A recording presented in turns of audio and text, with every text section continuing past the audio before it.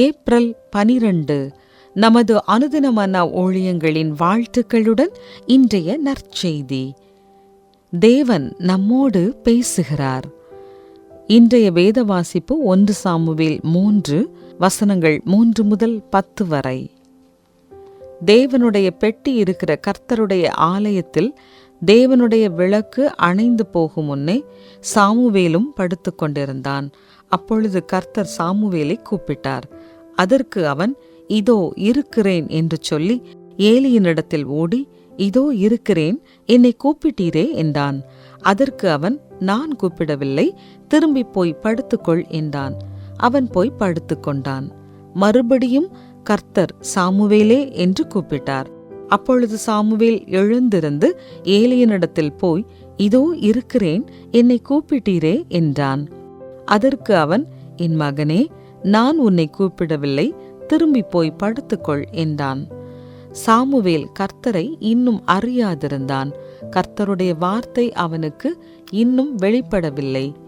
கர்த்தர் மறுபடியும் 3ஆம் விசை சாமுவேலே என்று கூப்பிட்டார். அவன் எழுந்திருந்து ஏலியினிடத்தில் போய், இதோ இருக்கிறேன், என்னை கூப்பிட்டீரே என்றான். அப்பொழுது கர்த்தர் பிள்ளையாண்டனை கூப்பிடுகிறார் என்று ஏலி அறிந்து சாமுவேலை நோக்கி, நீ போய் படுத்துக்கொள், உன்னை கூப்பிட்டால் அப்பொழுது நீ, கர்த்தாவே சொல்லும், அடியேன் கேட்கிறேன் என்று சொல் என்றான்.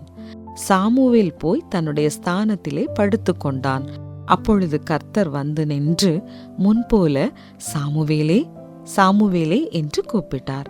அதற்கு சாமுவேல், சொல்லும், அடியேன் கேட்கிறேன் என்றான். குறிப்பு வசனம்: அதற்கு சாமுவேல், சொல்லும், அடியேன் கேட்கிறேன் என்றான். 1 சாமுவேல் 3:10. அறியாத ஒரு எண்ணிலிருந்து எனக்கு அழைப்பு வந்தது. பொதுவாய் அது போன்ற அழைப்புகளை நான் எடுப்பதில்லை. ஆனால் அந்த அழைப்பை ஏற்றுக்கொண்டேன். அதில் பேசிய நபர் ஒரு சிறிய வேதாகம செய்தியை 1 நிமிடத்தில் பகிர்ந்து கொள்ளலாமா என்று கேட்டார். அவர் வெளிப்படுத்தல் 21:3 முதல் 5 உள்ள கண்ணீர் யாவையும் தேவன் துடைப்பார் என்ற வசனத்தை குறிப்பிட்டு இயேசுவை குறித்தும் அவர் நமக்கு கொடுக்கும் நிச்சயத்தை குறித்தும் குறிப்பிட்டார். நான் இயேசுவை ஏற்கனவே என் சொந்த இரட்சகராய் ஏற்றுக்கொண்டேன் என்று சொன்னேன். அவர் அதை பொருட்படுத்தியதாக தெரியவில்லை. நான் அவரோடு சேர்ந்து ஜெபிக்க அவர் விரும்பினார்.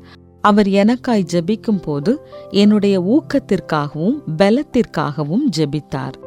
அந்த அழைப்பானது வேதத்தில் இடம்பெற்றுள்ள சிறுவன் சாமுவேலின் அழைப்பை எனக்கு நினைவுபடுத்தியது. சாமுவேல் தேவனுடைய சத்தத்தை கேட்டு அது ஆசாரியனாகிய ஏலியின் சத்தம் என்று நினைத்து கொண்டான். ஆனால் ஏலியின் ஆலோசனையின் பேரில் கடைசி முறை தேவனுடைய சத்தத்தை கேட்ட மாத்திரத்தில், சொல்லும், அடியேன் கேட்கிறேன் என்று பதில் சொன்னான். அதுபோல இரவும் பகலும் தேவன் நம்மோடு பேசக்கூடும். நாம் அவருடைய சத்தத்தை உடனே அடையாளம் கண்டுகொள்ள வேண்டுமென்றால் அவருடைய சமூகத்தில் அதிக நேரம் செலவழிக்கிறவராய் இருக்க வேண்டும். அந்த அழைப்பை நான் வேறொரு கோணத்திலும் சிந்தித்தேன். நாம் மற்றவர்களுக்கு தேவனுடைய தூதுவர்களாகவும் செயல்பட நேரிடலாம். நாம் மற்றவர்களுக்கு எந்த விதத்தில் உதவி செய்யக்கூடும் என்று எண்ணத் தோன்றலாம். தேவனுடைய ஆலோசனையோடு யாரையாவது தொலைபேசியில் அழைத்து, நான் உங்களுக்காக இன்று ஜெபிக்கலாமா என்று கேட்க முற்படலாம். சமீபத்தில் யார் எந்த உற்சாகப்படுத்தும் செய்தியை உங்களிடம் பகிர்ந்து கொண்டனர்? உங்களுடைய அழைப்பை ஏற்ற யார் உங்களால் உற்சாகப்படுத்தப்பட்டார்கள்? அன்பான தேவனே, யாரை நான் உற்சாகப்படுத்தக்கூடும் என்பதை உம்முடைய ஞானத்தினால் துரிதமாய் யோசித்து செயல்பட எனக்கு உதவி செய்யும். ஆமென்.